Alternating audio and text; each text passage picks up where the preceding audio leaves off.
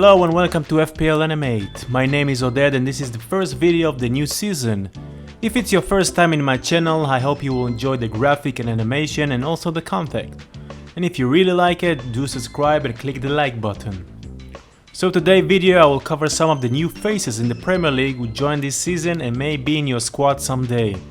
There is a lot of deals still going on everywhere, so many players in so many clubs, but I will focus on 5 in this video.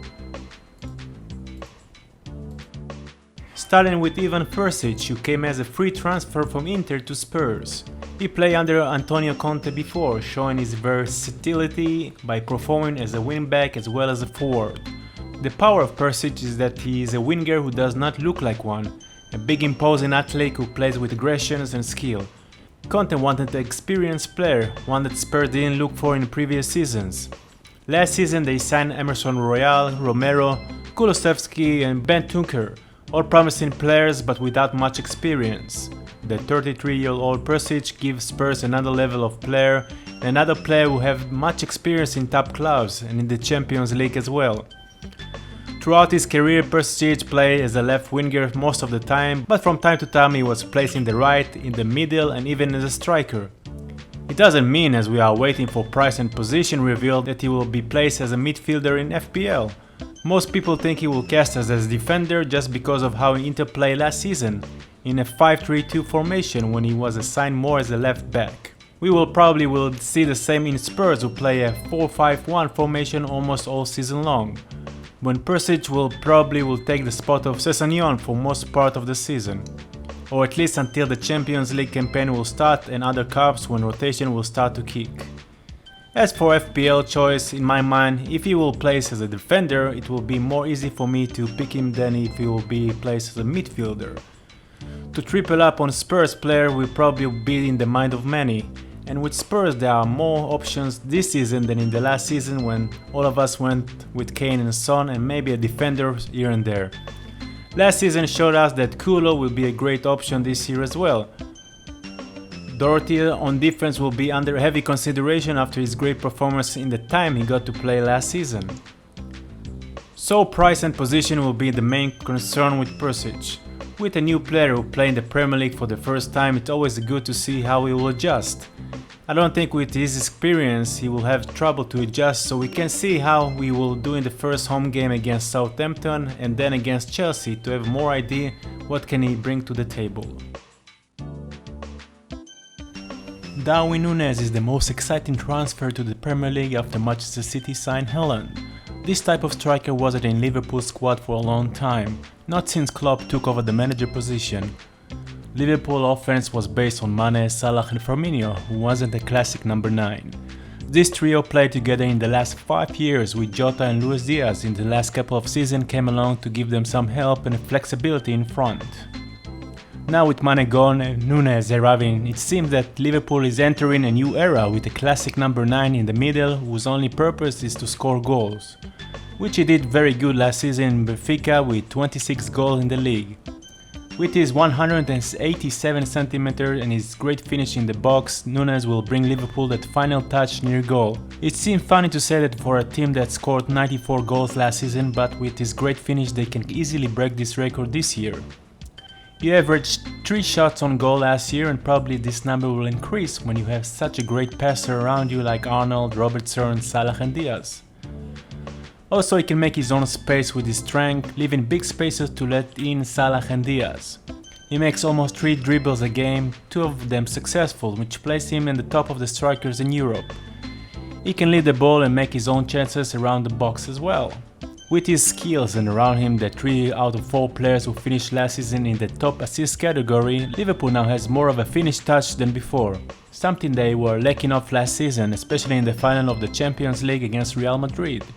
If he will improve his passing skill that were only 68% last season and commit to the pressure Liverpool like to do in club system, I can see him score even more than the season before. Diego Carlos is another experienced player who signed with Aston Villa to upgrade their rocky defense. Carlos' arrival from Sevilla brings a wealth of experience in a key area of the pitch. He joined after a successful 3 years with Sevilla being a key member who helped the side achieve Europa League win in 1920 season. Carlos is an aggressive and tough tackling centre half. He is a proven player in Europe who enjoys getting stuck on the back of attackers. At the age of 29, he carries the right level of experience to succeed and is very much in his prime. Sevilla will rely on him to play the ball out from the back. Konsa is out injured, so Carlos should be able to slot straight into the side next to Mings. Sevilla conducted the fewest goals in La Liga last term, so Carlos' clear purpose is to solidify Aston Villa defense, which should translate into more clean sheet points for all defenders, and he also score around 2 or 3 goals a season as a bonus. His price should be around 5 million for a newcomer centre-back, and with the signing of Kamara, a defensive midfielder, Aston Villa should upgrade their defense for sure this season. With 3 easy games on paper to start off this season, Aston Villa defense players should look like a good essence, just because of those new players coming in. So even if you're not considered transferring him into your squad, you sure will upgrade Villa defense, so you consider someone like Cash or Luka Dean who will bring more to the table offensively. And not forget of course Martinez. With the front line in defense like he is having this season, I won't be surprised his ownership will be higher this season, much like in 2021 season. Carlos is a great signing for Villa and it's worth to keep an eye on their defense this year. Fabio Vieira is one of the more exciting signings of the season for Arsenal. He helped Porto win their second title in 3 years, losing just 1 league game all season long. In just 27 appearances, he finished the campaign with 6 goals plus a league-high 14 assists. That worked out to an assist every 95 minutes, better than any other player in the Europe's top 7 division last season. That 22 years old is skilled with quick layoff passes, a player who knows how to keep possession moving but who is also able to pull the trigger and break down the deep blocks with one incisive pass. He can also trend the goalkeeper from distance and he's developing a reputation as a deal ball specialist too. He's very talented and reminds me of Bruno Fernandes in the style he plays, but it will be hard for him to jump right on the starting lineup with well-packed midfielders players. Saka locked in on the right, the Gabriel Martinelli and Emil Smith-Rowe already competing for starts on the left. Vieira will find it hard to wedge himself into any position in Arsenal attacking midfield lineup. So I won't think transferring him into your team in the start of the season is a good idea for now, maybe later into the season. With the joining of Gabriel Jesus, it will be harder and harder to choose player from Arsenal to your team, especially when defense assets are also very tempting with an easy schedule for Arsenal in the first 4 league games. I may exaggerate with his price just because it seems like such an exciting player from what I've seen. It probably will be 5.5 million at the start, but we'll have to wait and see. He may play next to Odegaard behind Jesus, leaving only one defensive midfielder behind them. It will be interesting to see in which formation Arsenal will start their new campaign and which players will be locked in, at least for the first few games. I see him as a late bloomer, someone who will come off the bench at the start and will get more and more minutes as the season goes on. And the last player I'm going to talk about is Nayef Aguerd, who signed with West Ham. The 26-year-old from Morocco comes from the French league and had a lot of experience already in his career as a starting centre-back for his teams and for the international Morocco team. No defender in France last term won more aerial duels across the campaign than Aguerd, who averaged 3.1 headers won per match, while leaning mainly on his qualities of anticipation and shrewd timing rather than pure height.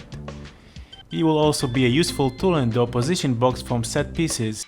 He got mighty left foot as well and it's another weapon for West Ham in set pieces, a team that's expert in this area with players like Dawson, Zuma and Soucek who all flying in the box as well. It will be interesting to see if he will place either Dawson or Zuma in the starting 11 or West Ham will play 3 in the back from time to time.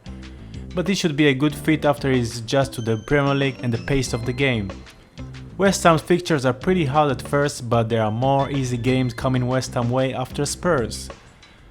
Like Diego Carlos before, it's not a player that you will pick for your first 11 right away, but he can upgrade West Ham defense. In this case we can consider other defenders like Soufal or Cresswell or even Fabianski if the price is right.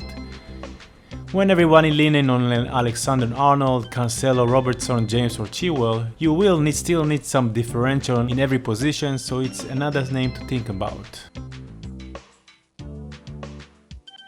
And that's about it. Thank you for watching my video, and again, if you like my content, do subscribe to my channel and give this video a big like. Appreciate the effort and show me some love.